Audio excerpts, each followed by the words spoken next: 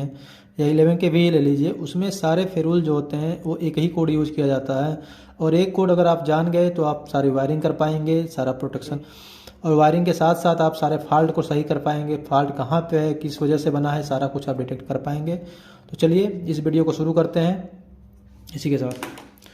तो आज हम पढ़ने वाले हैं फेरुल कोड। फेरुल कोड क्या होता है?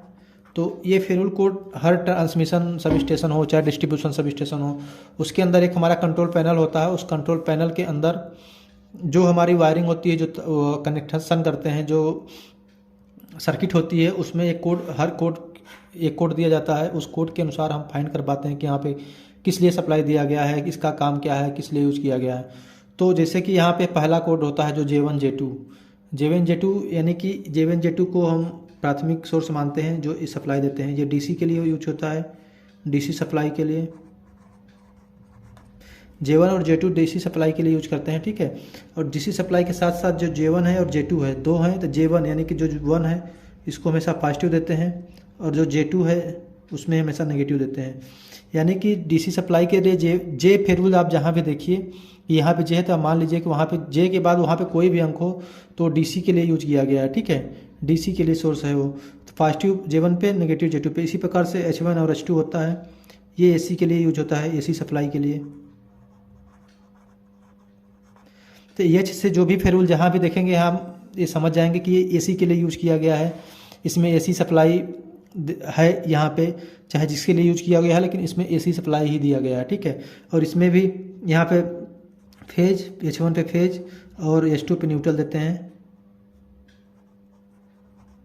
ठीक है। अब ये ए सी डी हमने एक अंक से एक ही कलर से दिखाया है। ए सी डी का मतलब क्या है कि ये सिर्फ तीनों जो हैं ये सिटी के अंदर यूज होते हैं। ये जो चाहे 32 का सिटी हो, 33 के बी का सिटी हो, 400 का सिटी हो, जितना का भी हो, ए सी डी ये तीन फेरुल जो है इस नाम से इसमें यूज होंगे। तो इसका कार्य क्या होता है? ये जो फेरुल होता है ये स्पेशल प्रोटेक्शन के लिए, स्पेशल प्रोटेक्शन के लिए यूज करेंगे, जैसे डिफरेंशियल प्रोटेक्शन,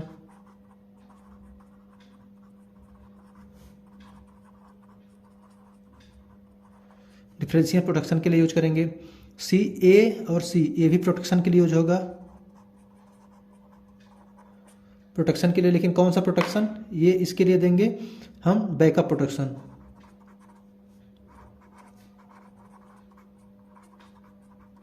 ए सी जो है फेरुल बैकअप प्रोटेक्शन के लिए यूज करेंगे। ए जो है स्पेशल प्रोटेक्शन यानी कि डिफरेंशियल प्रोटेक्शन के लिए। और जो डी है, डी को हम मीटरिंग के लिए। आप लोग जानते हैं कि जो सिटी होती है मीटरिंग के लिए यूज किया जाता है, प्रोटेक्शन के लिए यूज किया जाता है। इसका दो काम होता है, ठीक है। जो हमारे लाइन चल रही होती है उसमें कितनी सप्लाई जा रही है उसको हम एम्पीयर मीटर लगा करके माप लेते हैं। और सी और ए फेरुल जो है इसमें प्रोटेक्शन के लिए यूज करते हैं, जैसे डिफरेंशियल प्रोटेक्शन।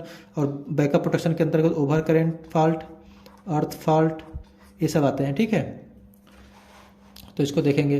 अब ई फेरुल जो होता है, ई फेरुल हमेशा पीटी के लिए यूज होता है।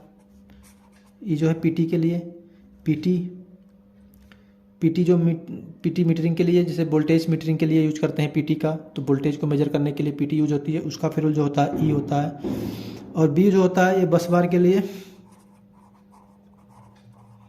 जैसे बस बार प्रोटेक्शन हो गया, चाहे जो भी हो बस बार से रिलेटेड, उसके लिए यूज करेंगे बी। और के एक इम्पॉर्टेंट फेरुल ए भी है। के का यूज करते हैं हम किसके लिए? ये के एक सिंगल यूज नहीं है, के साथ डीसी के लिए भी एक डीसी के लिए सोर्स होता है, लेकिन फर्स्ट सोर्स जो होता है J1 और J2 होता है। उसके बाद J1 और J2 के बाद सप्लाई, मेन सप्लाई होती है। उसके बाद जो K2 होता है, के होता है, के फेरुल से इसको मान लेते हैं हम। इसमें के में जो होते हैं K1 और K2, ये दोनों का काम K1 पे, इस पर भी पॉजिटिव, इस पर भी नेगेटिव होता है K2 पे। और ये हमेशा ये क्लोजिंग एंड ट्रिपिंग,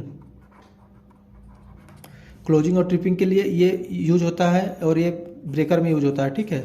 तो एक हम जैसे कि सप्लाई जो हमारा इनकमिंग होता है, आउटगोइंग होता है, जो हम पैनल से ब्रेकर में ले जाते हैं, ब्रेकर से पैनल में ले जाते हैं, उसके लिए K1 और K2 का यूज किया जाता है। MNDC ही होता है इसमें, लेकिन एक क्लोजिंग और ट्रिपिंग सर्किट के लिए यूज करते हैं, ठीक है। एन जो होता है ये RTCC पैनल, आरटीसीसी पैनल के लिए आरटीसीसी पैनल में यूज करते हैं। और आरटीसीसी पैनल में हम किसके लिए, जैसे बुखोज ट्रिप, बुखोज अलार्म और ओएलटीसी, डब्ल्यूटीआई, ओटीआई, इसके लिए यूज करते हैं।